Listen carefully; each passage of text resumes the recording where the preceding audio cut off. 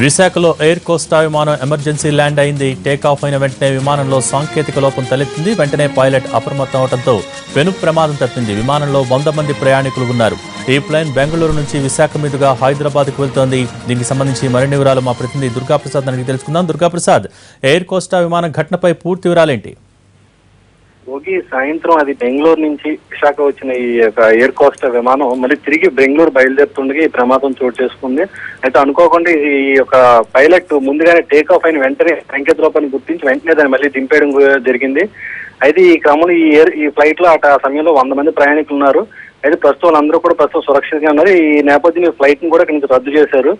అయితే ఈ యొక్క ఎయిర్పోర్ట్ ప్రమాదాల కారణాలు ఇంకా మట్టికి అధికారులు ఎవరో కూడా ఈ యొక్క ఫ్లైట్ ఎందువల్ల సాంకేతిక లోపం వచ్చింది, ఏ విధంగా దీన్ని మళ్ళీ కింద ఎందువల్ల దింపారు అన్న దానిపై పూర్తి వివరాలు ఇంకా వాళ్ళు బయట పెట్టారు. పూర్తి వివరాలు తెలిసే వరకు కూడా మనం ఇంకా దాని గురించి ఏం చెప్పే పరిస్థితి లేదు. భోగి.